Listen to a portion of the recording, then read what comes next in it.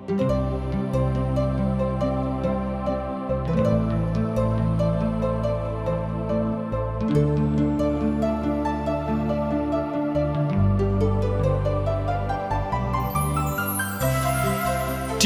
द्वारा प्रसारित कार्यक्रम जिंदगी की राह में आप सबका हार्दिक स्वागत बा। ये एगो क्रमबद्ध ढंग से बाइबल अध्ययन है और हमनी के जिंदगी खातिर एगो उपहार हवे। परमेश्वर चाहे ले कि हर आदमी का जीवन पवित्र होखे, हर आदमी पाप से छुटकारा पाए ताकि दंड का भागी ना बने। एक कार्यक्रम के द्वारा हम यही दिशा में आप सबका मार्गदर्शन करतनी। तो चलिए आज की कार्यक्रम के आरंभ कइल जा। प्रिय मित्र, आज भी हम 4 अध्याय के जारी रखब। रोमियो 4 अध्याय के अंतर्गत हम विश्वास के द्वारा धर्मी ठहरावल गोला के बारे में पढ़े जा रहल बानी।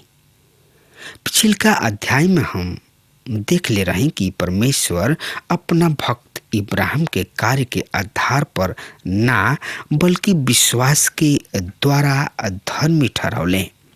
और पवित्र शास्त्र बाइबल बतावले कि इब्राहिम परमेश्वर पर विश्वास कइले और उनका खातिर धार्मिकता गिनल गइल।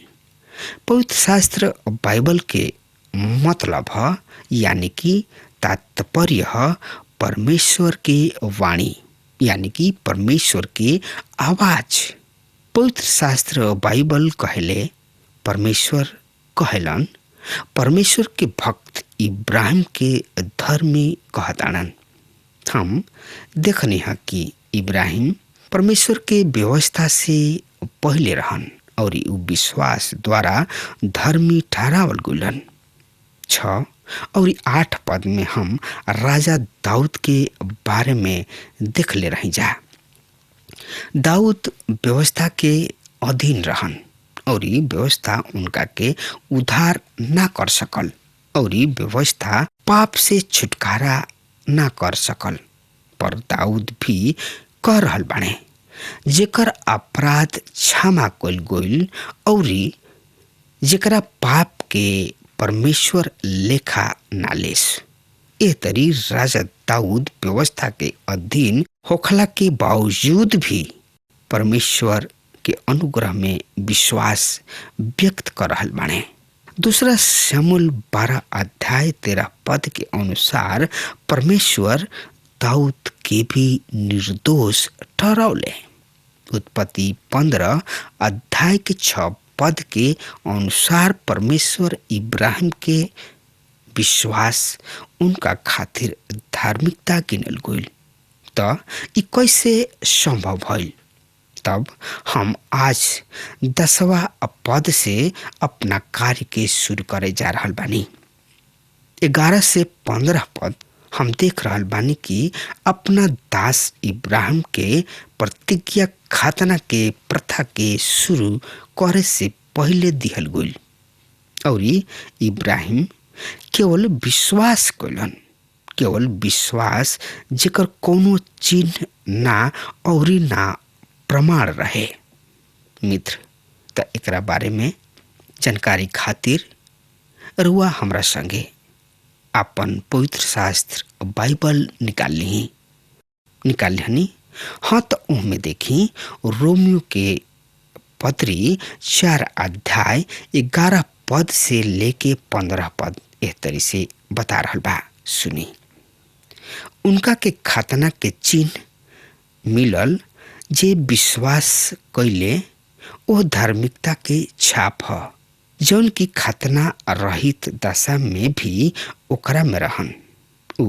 ओ सब के पिता ठहरले जौन की खतना रहित दशा में रहत विश्वास करेलन, जौन से कि ऊ भी धर्म गिनल जाओ और ओ खतना कइल गइल पिता ठहरे जौना खतना कइल गइल बा, पर हमरा पिता इब्राहिम के ओह विश्वास पद चिन्ह चक्र पर चलेलन जौन की खतना रहित व्यवस्था में रहन।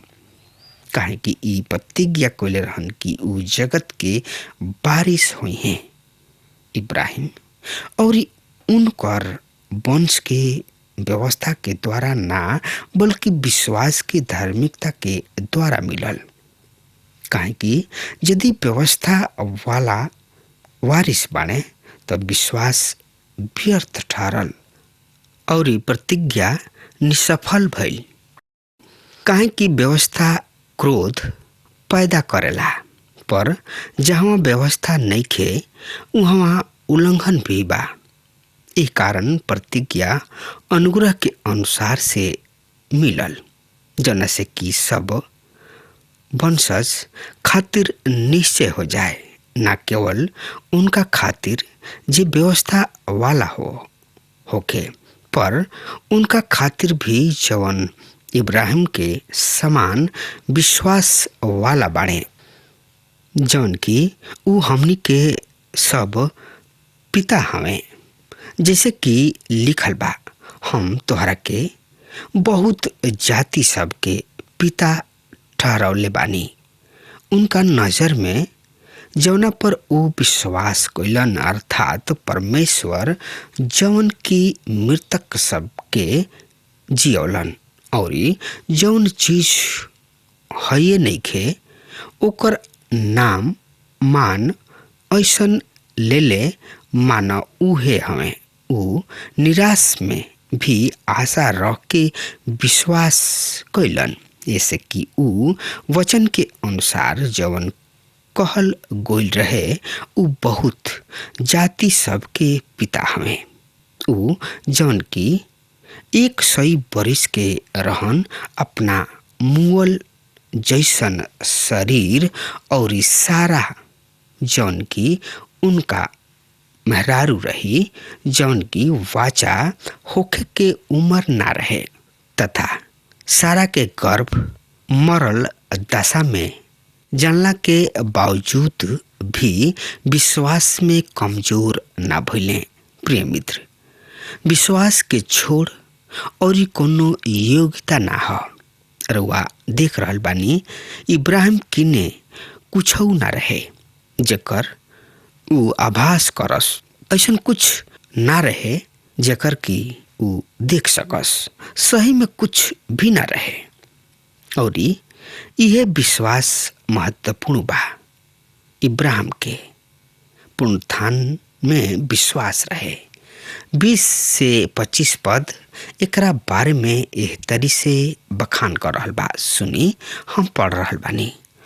फिर भी परमेश्वर की प्रतिज्ञा के संबंध में ऊ अविश्वास के कारण विचलित ना भइले, पर परमेश्वर के महिमा करत विश्वास में दृढ़ भइले और पूरा विश्वास होके जौन प्रतिज्ञा ऊ कैले रहन ऊ उनका के पूरा करे में भी असमर्थ हवे। काहे कि ई उनका खातिर धार्मिकता गिनल गइल, तो न केवल उनका खातिर लिखल गइल रहे, वरन हमरा खातिर भी उनका प्रति ऐसे गिनल जाई कि हम ऊ हई जौन की उनका पर विश्वास करीना, जौन की हमनी के प्रभु यीशु मसीह के मृतक में से जियौले। उहे प्रभु यीशु मसीह हमनी के अपराध सबके कारण पकड़वावल गइले और हमनी के धार्मिकता ठहरावे खातिर जी उठले, जिंदा हो गइले। प्रिय मित्र, इब्राहिम दुविधा मन के ना रहन। एकरा के दूसरा शब्द में कहल जाए कि इब्राहिम दुचिता मन के आदमी ना रहन। अपना परिस्थिति सब के विपरीत होखला के बावजूद भी इब्राहिम प्रतिज्ञा पर विश्वास कैलन। ऊ अपन भरोसा प्रतिज्ञा देवे वाला पर लगौले, यानी कि रखले। ऊ अपन नजर अपना हालत तथा अपना दशा पर ना लगौले। प्रिय मित्र, एगो मसीही औरत के नौजवान बेटा के दुर्घटना में ओकर मृत्यु हो गई। ऊ बहुते दुखी होके ऊ कहली, अब से केहू हमारा घर में दुआ प्रार्थना ना करे।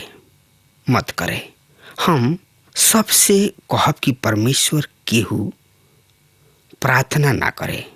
प्रिय मित्र, ये औरत के ध्यान परमेश्वर की प्रतिज्ञा, उनका वाचा से हट गुल रहे तथा परमेश्वर के वाचा पर ना रहे। वैसे ई परिवार नाम के भी मसीह ना कहल जा सकत रहे। इब्राहिम परिस्थिति सब पर ना बल्कि प्रतिज्ञा देवे वाला पर आपन नजर जमाए रखले। प्रिय मित्र, परमेश्वर आदमी के अपना महिमा खातिर बनौले, पर आज्ञा उल्लंघन महिमा के द्वारा इनका विपरीत बैठल। प्रिय मित्र, परमेश्वर के महिमा देवे वाला केवल एक मात्र ढंग रहे और ई ढंग ह कि रहुआ परमेश्वर पिता पर विश्वास करी। ये अध्याय के 21 पद एह तरी से बता रहल बा। उनका पक्का निश्चय रहे कि परमेश्वर जौना बात के प्रतिज्ञा कइले बाणे उ ओकरा के पूरा करे में सामर्थ बाणे। प्रिय मित्र, पक्का निश्चय के मतलब ई भइल कि उहाँ संदेह के कोनो स्थान ना रहे। इनका पुनरुत्थान में पूरा विश्वास रहे। पुनरुत्थान के मतलब है मृत्यु के बाद, यानी कि मुआला के पश्चात जिंदगी, अर्थात मृतक सब में से पुनः जीवित होखल। परमेश्वर यहोवा इब्राहिम के ओह विश्वास के कारण धर्मी घोषित कैलन जौन कि ऊ सारा के मुअल कोख से बेटा पैदा होखे के प्रतिज्ञा कैले रहन। प्रिय मित्र, सारा बांझ रही और बेटा पैदा होखे के उम्र भी ना रहे, पर मित्र परमेश्वर वो आदमी के भी अनंत जिंदगी के प्रतिज्ञा देताणे जौन की इस सत्य पर विश्वास करताणे कि परमेश्वर अपना एक लौता बेटा के अरे मितिया के यीशु के कब्र में से जिंदा कैले का रुआ एकरा पर विश्वास कर रहल बानी। यही अध्याय के 23 और 24 पद एह तरी से बखान कर रहल बा। सुनी ध्यान से, हम पढ़ रहल बानी। धर्मशास्त्र के ई कथन ना केवल इब्राहिम से बल्कि हमरा से भी संबंध रखता। यदि हम परमेश्वर में विश्वास करब जे हमरा प्रभु यीशु मसीह के मृतक सब में से जियौले, तो हम भी विश्वास के कारण धार्मिक मानल जाइब। उहे प्रभु यीशु मसीह हमरा अपराध सब के कारण मारल गुलन और हमरा के धर्मी ठहरावे खातिर जी उठले। प्रिय मित्र, सारा के कोख एगो कब्र रहे। ई कोख बच्चा पैदा करे के उम्र खत्म हो चुकल रहे तथा ये तरी से मर चुकल रहे। ई मृत्यु के स्थान रहे। ई एगो जिंदगी रहित स्थान रहे, पर ऊ मृत्यु के स्थान से एगो जिंदगी पैदा भइल। अब्राहम परमेश्वर पर विश्वास कैलन और जब प्रभु यीशु मसीह ई कहताने कि तोहर बाबू अब्राहम हमार दिन होखे के आशा से आनंदित भइले और ऊ देखले भी और मग्न भी भइले। यूहन्ना 8:26 में ई बात लिखल बा।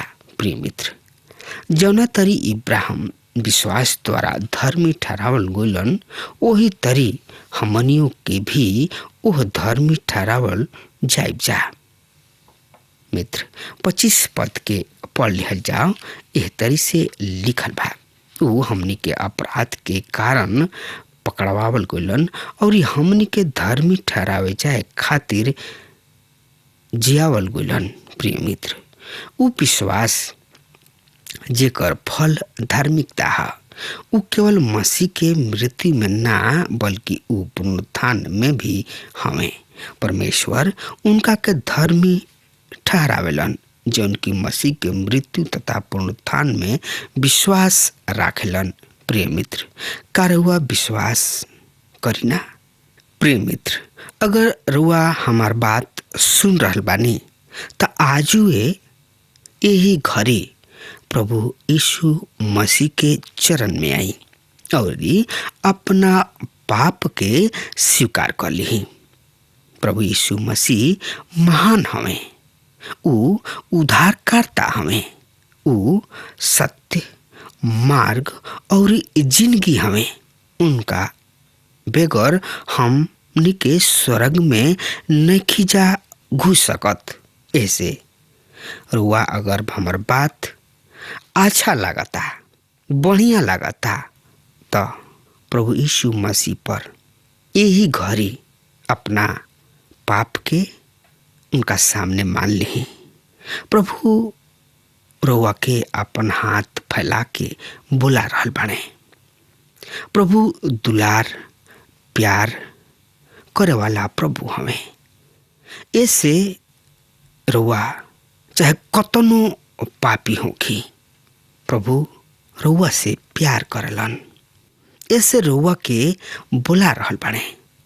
मित्र, आई ये घड़ी आ जाई प्रभु के चरण में और प्रभु से अपना पाप के पछताप करें। वो माफ कर दिए और अपना छाती से लगा के बहुत प्यार करे हैं। मित्र, उनकर रऊर बनावल सृष्टि है। ऐसे प्रभु की ने रुआ आवे में तन कियो मत शर्माई। प्रभु के पास आई। प्रभु रुआ के और रुआ बाल बचन के बहुते समर्थ दी हैं। मित्र, अब हमार समय खत्म हो रहा बा। तब तक खातिर रुआ हमरा के आज्ञा दी। परमेश्वर रुआ के और रुआ परिवार के बहुते आशीष देस। आमीन। हमके विश्वास बा कि ई कार्यक्रम आप सब खातिर फायदेमंद सिद्ध भइल हुई। हम चाहतनी कि आप सब आपन आपन आशीष हमरों से बांटी। अगर आप सबके लगे बाइबल से चाहे आपकी निजी जिंदगी से क्यों सवाल होके चाहे क्यों समस्या खातिर प्रार्थना करावे चाहतनी तो हमारी फोन नंबर पर जरूर संपर्क करें। परमेश्वर आप सबके बहुत आशीष प्रदान करें और आज का दिन आप खातिर सुखद बनावे।